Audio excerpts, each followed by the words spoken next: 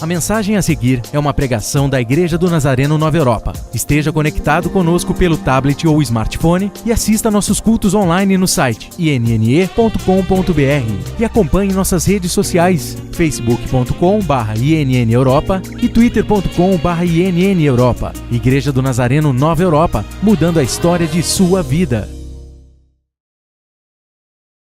Muito papel, né? O iPad. Não, eu sou da época de Abraão, cara. Estou tentando me modernizar. Já pus uma mensagem no iPad. Eu falei, não, esse negócio aqui. Não. Deixa eu pegar meus papéis velhos, está tudo certo. Muito bem. João capítulo 16, versículo 33. Olha, alguns anos atrás, primeira vez que eu tive a oportunidade de ir a Buenos Aires, e lá em Buenos Aires você vai conviver com uma situação extraordinária, porque você vê muitos prédios antigos que reportam uma época em que a Argentina ela teve o seu momento de glamour, o seu momento de muita força aqui na América do Sul. Buenos Aires era tido anos atrás como Paris, não é? O lugar mais belo que tinha na América do Sul. Então ela conserva aquele glamour de festa de uma cidade que remonta a uma época de muita força. E enquanto nós caminhávamos pelas ruas de Buenos Aires, eu tive o privilégio de parar em frente à Catedral de Buenos Aires. E aí eu entrei na catedral, perto ali da Casa da Moeda, perto da Casa Rosada, e ao entrar dentro da catedral, eu comecei a olhar aqueles afrescos, olhar ali as imagens, as esculturas, e eu comecei a me perguntar, será que aqui dentro dessa catedral não existe um indicativo de que Jesus fez algo realmente que mudou a história? E eu comecei a procurar e nada me comovia. Até que lá perto do altar, onde o padre ele realiza as suas cerimônias, eu pude olhar em cima e ali tinha uma abóboda. E lá naquela abóboda tinha uma inscrição, e lá nessa inscrição eu pude ler essas palavras que se encontram aqui no livro de João, capítulo 16, versículo 33. Eu vos preveni sobre esses acontecimentos, para que em mim tenhais paz.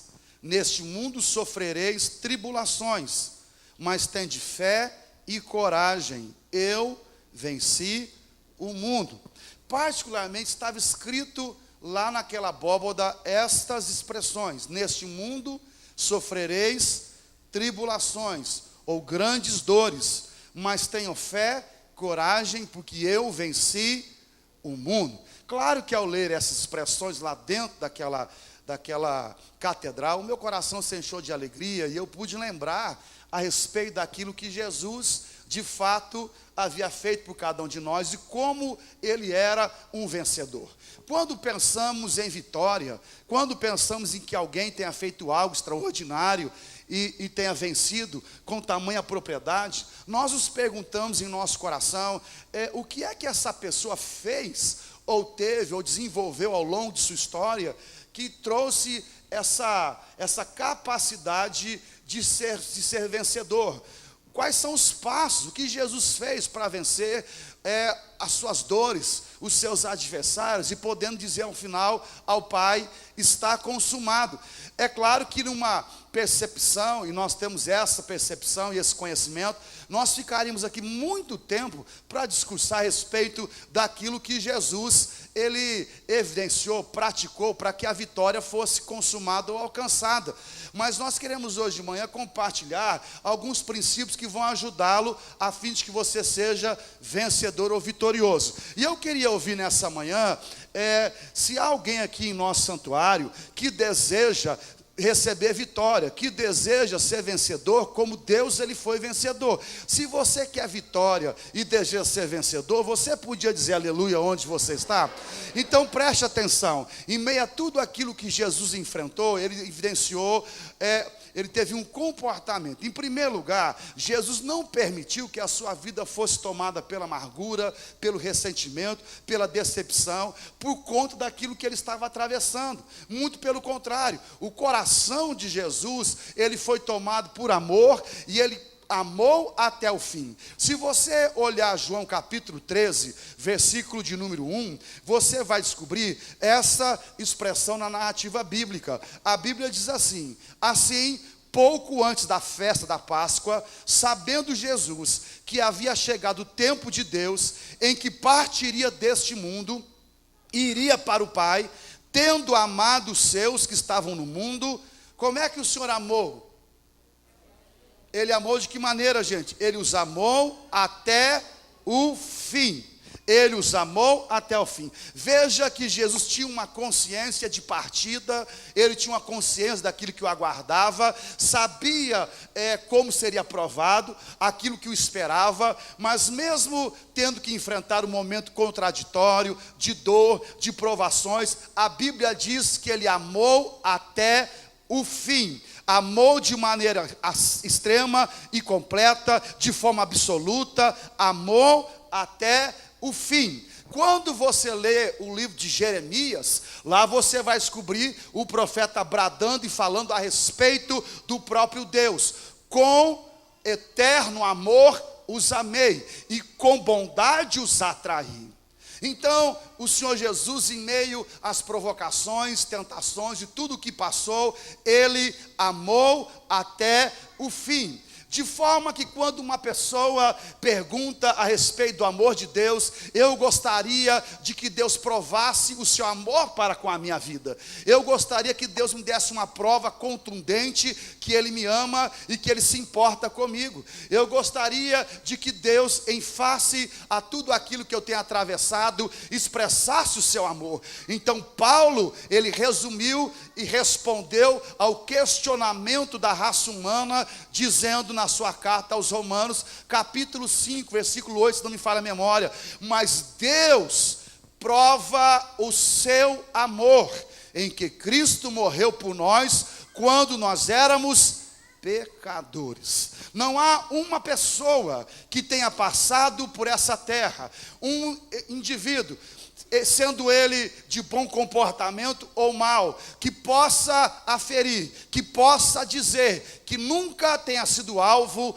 do amor de Deus. A Bíblia diz: porque Deus amou o mundo de tal maneira que deu o seu único filho, para que aquele que nele crê não pereça, mas tenha a vida eterna. E eu tenho a percepção nessa manhã que eu estou falando com um auditório que não vai perecer. Eu tenho a percepção nessa manhã que eu estou me dirigindo a pessoas que têm vida eterna. Eu tenho a percepção nessa manhã que eu estou falando com pessoas que receberam o amor do Pai revelado através de seu Filho Jesus Cristo de Nazaré. E se essa palavra é para você, e se você já recebeu o amor do Pai, que é sinal indicativo de que Ele venceu, você podia dizer aleluia nessa manhã, você podia dizer amém nessa manhã. E agora, você podia dar uma balançada em quem está pertinho de você, um cutucão abençoado, dizendo a essa pessoa: Deus te ama muito, te amou e te ama agora. Deus te ama incondicionalmente. Incondicionalmente. E eu quero te dizer, para que você não se esqueça, o Papai do céu não te ama porque você é mais limpo do que o outro. Ele não te ama porque você é mais inteligente, porque você fez tudo certo, porque você fez tudo de forma coerente, porque o teu figurino agrada a maioria, porque você veste terno ou veste bermuda. O Pai te ama incondicionalmente. Não é por aquilo que você faz, é por aquilo que você é. Ele te ama incondicionalmente. Ora, eu sou pai, e os pais se encontram aqui vão entender o que eu vou dizer. Eu tenho um menino de 9 anos e uma menina de 5. Não há nada que Manuela e Gabriel possam fazer que vá aumentar o meu amor por eles. Não há nada que eles possam fazer que vai diminuir o meu amor por ele. Eu posso ficar decepcionado, alegre, por conta do procedimento, mas o amor é inato, ele está lá. Nós amamos os nossos filhos incondicionalmente. E quer saber de uma coisa? Apresentamos o Caleb aqui agora de pouco. Ele tem 2 meses, mas quando ele faz o cocôzinho na fralda, o papai diz: que maravilha, meu filho, coisa mais cheiroso. E a mamãe se alegra, e vovô troca a fraldinha, e vovó lava ele lá no meio daquela banheira maravilhosa. Tudo é lindo, porque o pai ama incondicionalmente. Para o estranho, você pode achar bonito, mas está mal cheiroso esse negócio.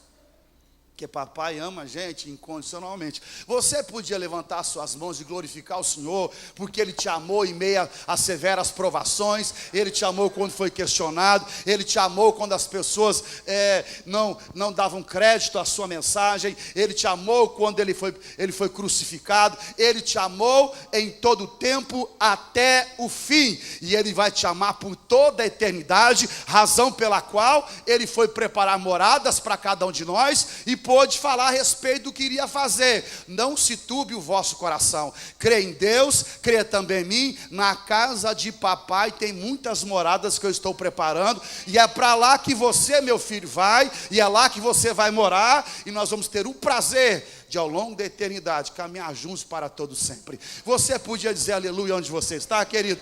Há uma segunda situação que vale a pena nós comentarmos nessa manhã, além desse amor persistente. A Bíblia diz que o amor cobre multidão de pecados, de sorte que quem está sem amor não pode cumprir com todos os princípios que estão no coração do Senhor, porque a Bíblia diz que a lei do Senhor se resume a 2 mandamentos básicos: amarás ao Senhor teu Deus sobre todas as coisas, e ao teu próximo como a ti mesmo. E aqui se cumpre toda a vontade do Senhor. Então o Senhor nos amou, e eu quero glorificar a Deus nessa manhã, porque eu sou alvo do amor de Deus. Nós somos alvos do amor do Pai, e você podia dizer aleluia, porque pode ser que à sua volta existam algumas pessoas que não vão dedicar-se com extrema paixão, e te amando demais, e até ferindo o seu coração, mas você podia dizer: quer saber de uma coisa? Eu tenho um Deus tão grande, tão maravilhoso, e apesar de sua grandeza, Ele se importa comigo, e Ele me ama, Ele me ama, Ele me ama. Você podia dizer aleluia hoje de manhã, querido.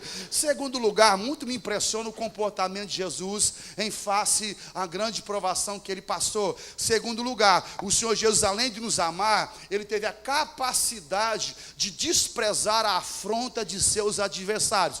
Vamos repetir? Desprezar a afronta de seus adversários. Vamos lá? Desprezar a afronta de seus adversários. Mais uma vez, desprezar a afronta de seus adversários. Jesus foi provocado de muitas formas e maneiras.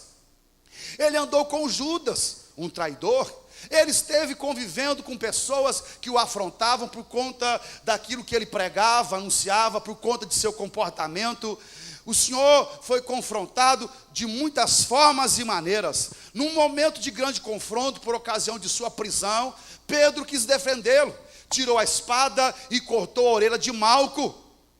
Quando o Senhor Jesus chamou Pedro para uma conversa, uma audiência particular, lhe dizendo: ou pensas tu que eu não poderia agora orar a meu Pai, e Ele me mandaria uma legião de anjos para me defender?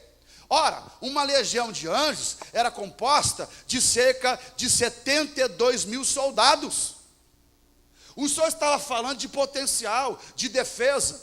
Ele estava falando que não precisava de defesa humana, ele não precisava de que as pessoas de fato tentassem acudi-lo. Não, ele tinha essa autoridade, mas em meio ao que ele estava passando, ele despreza a afronta de seus adversários por conta de um objetivo maior, por conta de um propósito maior. E esse propósito nós encontramos sendo revelado no livro de Hebreus capítulo 12, quando o autor aos Hebreus diz com essas palavras: pelo gozo que lhe estava proposto, suportou a cruz, desprezando a afronta, e assentando-se à destra do trono de Deus. Então veja, o autor aos Hebreus, ele fala desse comportamento de Jesus na hora da dificuldade. Pelo gozo que lhe estava proposto, suportou a cruz,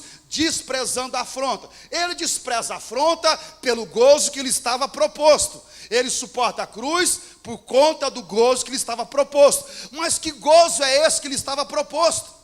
Isaías, quando fala desse gozo que lhe estava proposto, ele fala com essas palavras no capítulo 53, dizendo: ele verá o trabalho de sua alma e ficará satisfeito.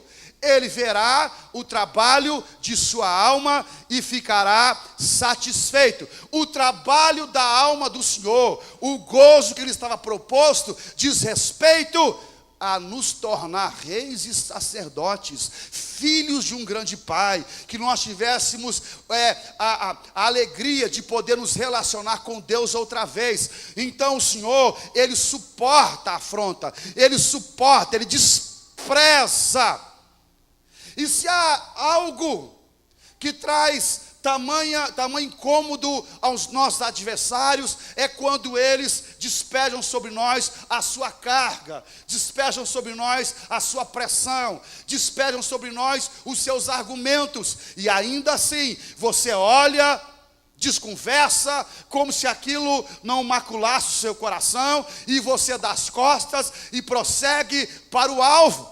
Ora, Davi, em certa ocasião, teve que desprezar a conversa de seu irmão. O seu pai lhe disse: vai ao campo de batalha, ver como seus irmãos se encontram. E Davi vai ao campo de batalha. Lá ele ouve Golias praguejando e afrontando Israel. No entanto, antes do confronto com Golias, o seu irmão se aproxima e lhe diz: o que é que você veio fazer no campo de batalha, Davi? Você é um menino, você deveria estar cuidando das ovelhas de papai, você não podia estar aqui, Davi. O irmão de Davi o ofende. Davi podia gastar horas para se explicar com o seu irmão, discutir, brigar, dar as costas, mas Davi despreza o discurso de seu irmão, dá as costas, porque Davi tinha um propósito maior, que era enfrentar Golias. Então ele não se deteve em questões menores, ele se dirigiu para um alvo superior, para algo maior. O Senhor Jesus desprezou a afronta, até porque a grande questão do Senhor Jesus não era vencer Satanás, não era subjugá-lo. A grande questão do Senhor era comprar para Deus homens e mulheres de todas as tribos, povos, línguas e nações. O diabo era um assunto secundário, o diabo era um assunto resolvido. A questão era o Senhor ir à cruz do Calvário e lá cumprir com o seu propósito. Ele desprezou a afronta. Você podia dizer para quem está pertinho de você: é necessário de quando em quando você desprezar algumas coisas. Diga para quem está perto de você: de quando em quando você tem que desprezar algumas coisas. Você tem que desprezar. Você não pode pôr na conta. Você tem outras situações para resolver. Quantos estão entendendo a palavra hoje de manhã e podem dizer aleluia onde estão? E podem dizer glória a Jesus onde estão? Vamos avançar. Jesus amou, ele desprezou. E em terceiro lugar, o Senhor Jesus não aceitou absolutamente nada que pudesse impedi-lo de cumprir com o seu propósito de agradar ao Pai. Diga para quem está pertinho de você: o seu propósito é agradar a Deus. Seu propósito é agradar a Deus. Seu propósito é agradar a Deus. Seu propósito é agradar a Deus. O seu propósito é agradar a Deus. Às vezes ficamos preocupados com o que as pessoas vão dizer de nós, de nosso comportamento, de nossa vida, do que falamos, do que não falamos. E nesse afã de agradarmos as pessoas, nós deixamos de agradar a Deus. Mas importa agradar a Deus e não aos homens. Embora de quando em quando você vai ter o privilégio de agradar as pessoas e ao mesmo tempo Deus ficar feliz e satisfeito. Mas você tem que pensar com primícia, que você tem que desenvolver uma vida onde Deus vai poder dizer: este é meu filho amado em quem eu tenho prazer. Ora, a cruz fazia parte do propósito divino. E o Senhor foi tentado em várias ocasiões. O diabo, em certa ocasião, disse ao Senhor: tudo isso te darei se você me adorar. Então você vê o Senhor Jesus recebendo uma oportunidade de ter o mundo como o seu próprio trono, como lugar onde seria afamado e as pessoas de fato iriam dizer palavras e lisonjas a seu respeito. Mas ele também teve o reverso, não só a oferta das muitas delícias, ele também teve em sua vida acusações, teve a dor do chicote marcando as suas costas, foi esbofeteado, passou por tribunais, foi pressionado. Ele viveu nos extremos da vida, mas em todas essas questões não permitiu que o seu coração fosse contaminado. Ele disse a Pedro, por ocasião de uma defesa: não beberei eu o cálice que o Pai me deu? E quando falou com o Pai, disse: glorifica-me na terra, por conta de eu ter consumado a obra que tu me destes. Então o Senhor não permite nem que as coisas boas e nem que as coisas ruins da vida arrancasse o seu coração de seu propósito maior. Deixa eu fazer uma pergunta simples e ela define o seu modo de vida. Quantas pessoas se encontram aqui que entendem que o céu é uma realidade e que o inferno é uma realidade? Se você compreende isso, você podia dizer aleluia onde você está? Agora, mais do que compreender que o céu é uma verdade e que o inferno é uma verdade, a pergunta é: para onde você está indo? Ou onde você vai passar a sua eternidade?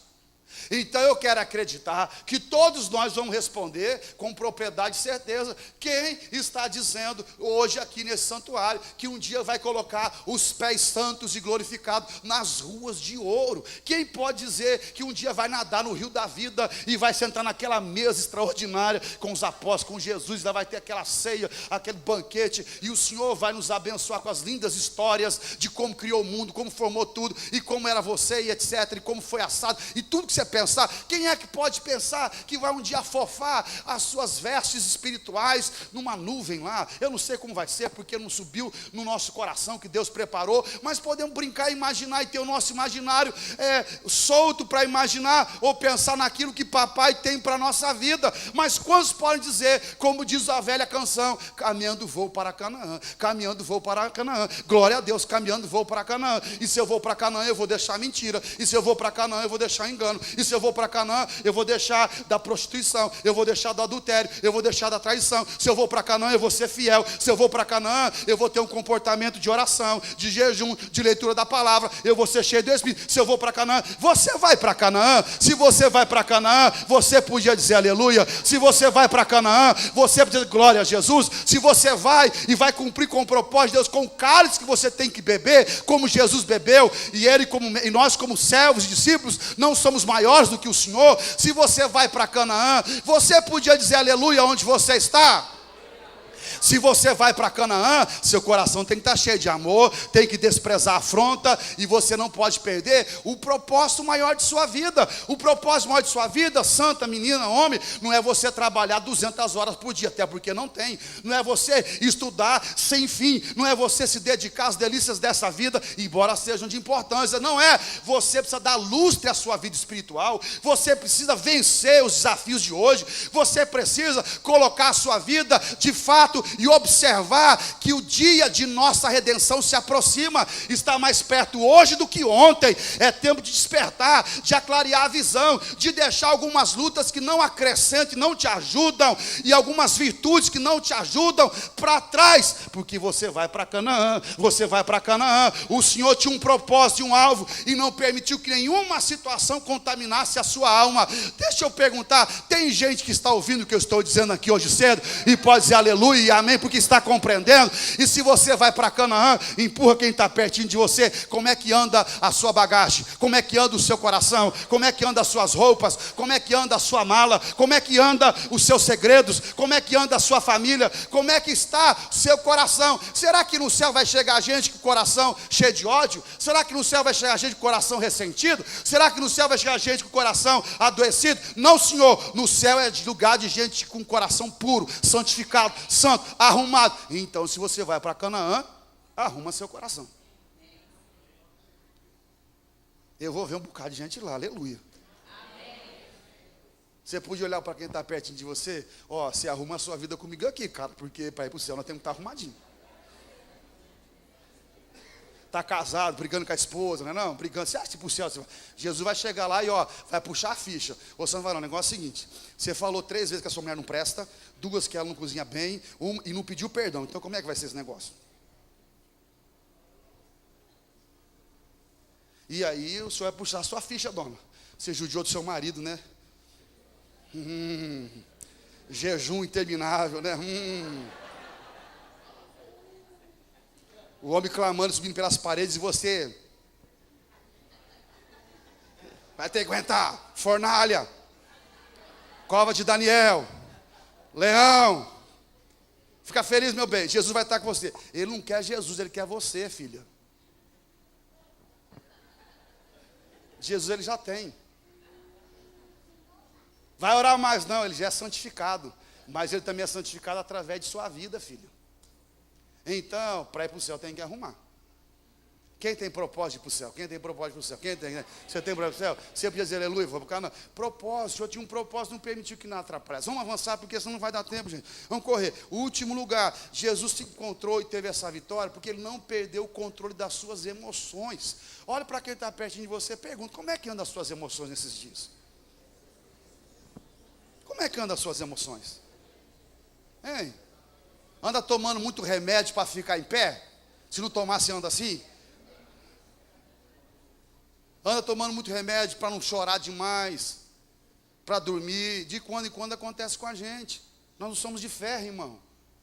Mas é interessante a gente ver o comportamento do Senhor. Ele podia ter se irado, ele podia desferir golpes, palavra de autoridade, chamar os anjos para defender, ele podia ser rude. Olha, uma palavra de Jesus, meu irmão, quando ele foi, os soldados foram prender o Senhor Jesus, os romanos, a Bíblia diz que quando ele se revela, aquele povo que foi prender caíram diante da presença do Senhor.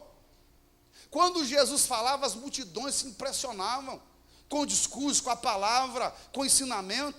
Diziam, não podemos resistir ao seu ensino, porque ele fala como alguém que tem autoridade. Agora, o Senhor Jesus, veja, o capítulo 19, eu acho interessante demais o que está acontecendo. João capítulo 19, rapidão, gente.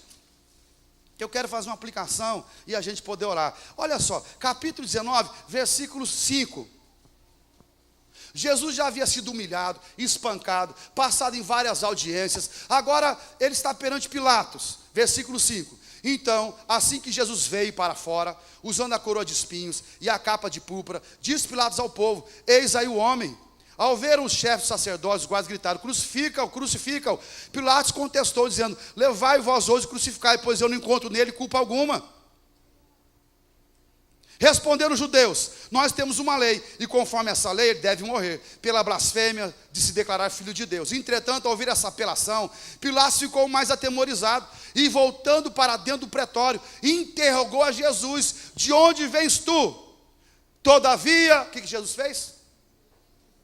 O que Jesus fez? Não disse nada. Se fosse eu e você, a gente ia gritar igual frango, não? A gente ia espernear, onde se viu, não tem nada contra a minha vida. Você não sabe com quem você está falando e carteirado em cima. Você está falando com o doutor, com o chefe do departamento. Onde se viu essa afronta, essa conversa? Jesus não disse nada.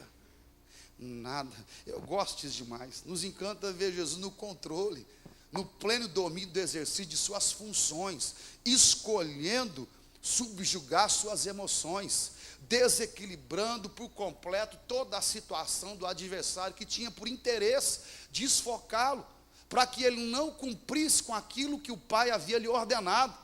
Mas ao Senhor bastava cumprir aquilo que o Pai tinha lhe pedido. Ele está no controle de suas emoções, não perde o controle de suas emoções. Diga para quem está pertinho de você, mantenha-se firme, não perca o controle de suas emoções.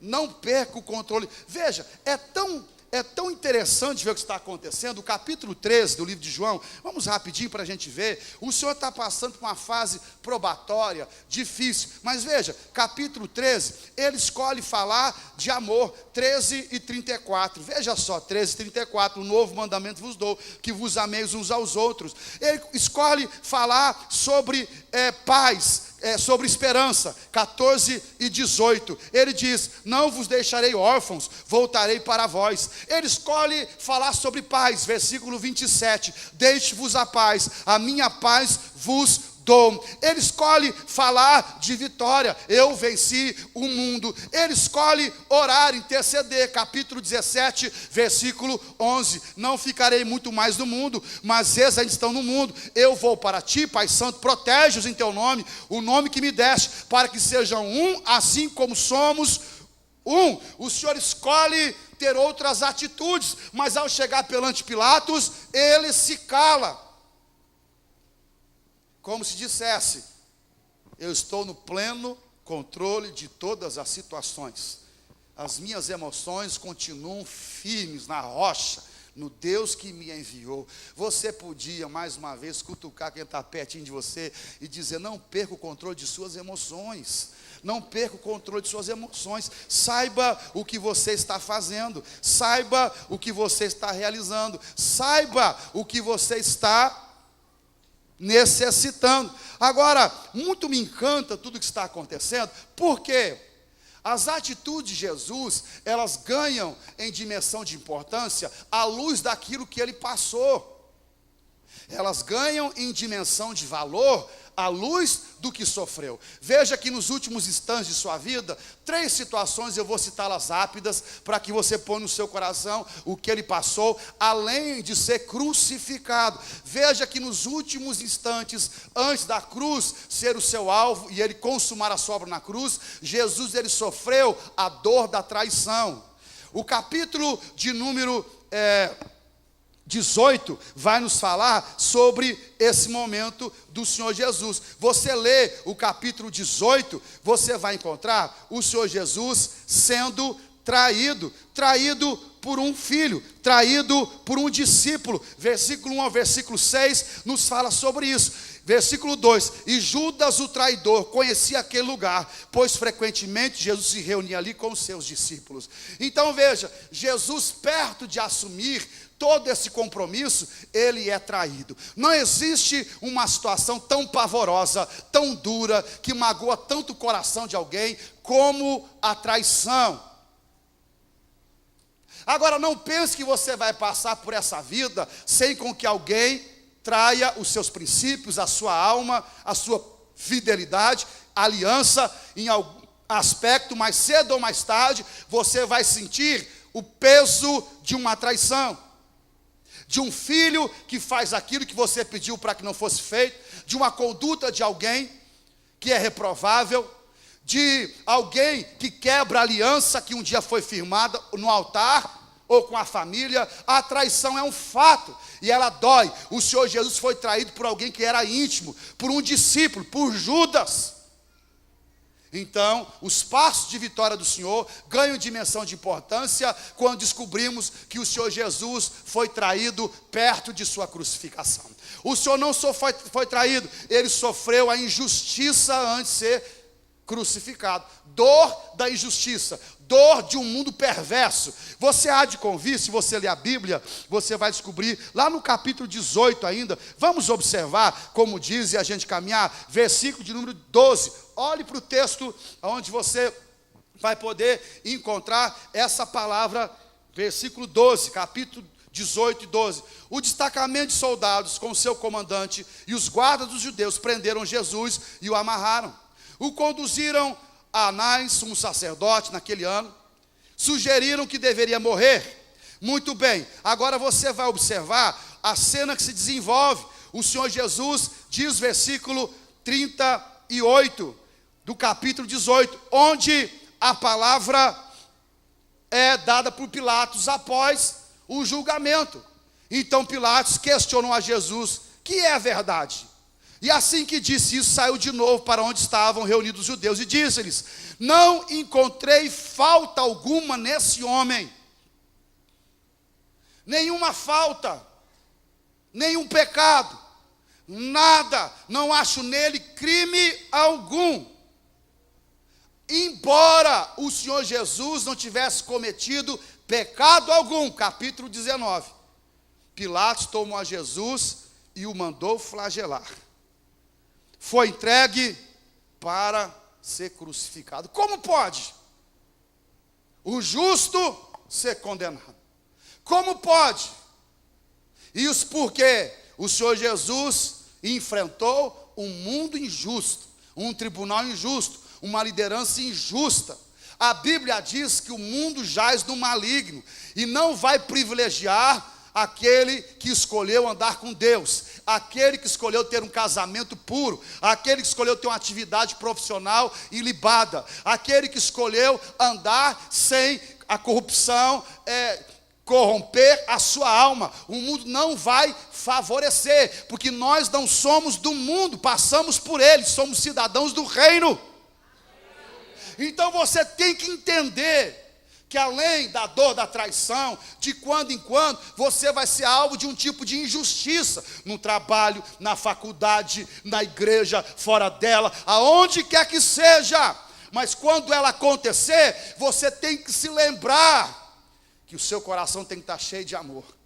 Você tem que se lembrar que o desprezo tem que acontecer. Você tem que se lembrar que é um propósito maior. Você tem que dominar e ter as suas emoções sobre controle, porque você tem um alvo, um propósito maior do que a injustiça que foi praticada. Então diga para quem está pertinho de você: se você não enfrentou injustiça, você vai enfrentar. Você vai enfrentar injustiça, traição, injustiça. Em último lugar, para a gente orar, Jesus, ele enfrenta a traição, a injustiça, e ele enfrenta, em último lugar, para a gente orar, ele enfrenta a dor da rejeição. Você podia dizer para quem está perto de você: você já enfrentou a dor da rejeição? Pergunta para quem está perto de você: você já foi rejeitado alguma vez na sua vida?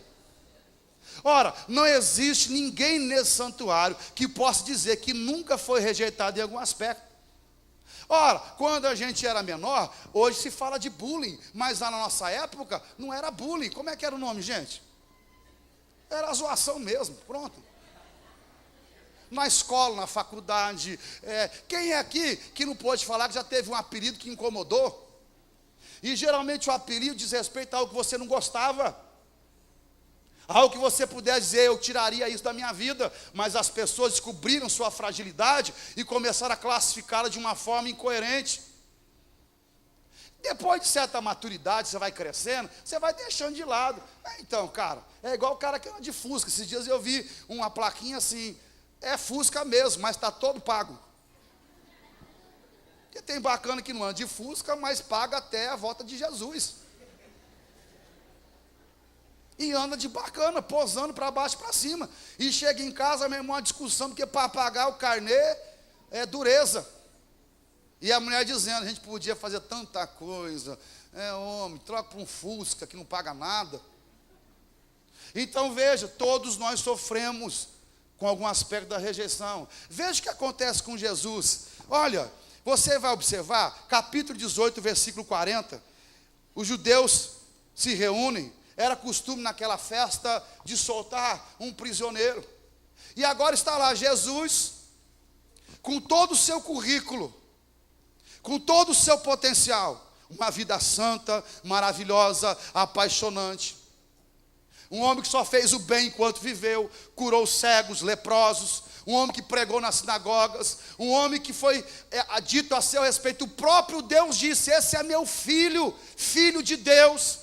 Por ocasião do seu nascimento, o anjo disse a José: olha, o que eu vou fazer em Maria é obra divina, é do Espírito Santo.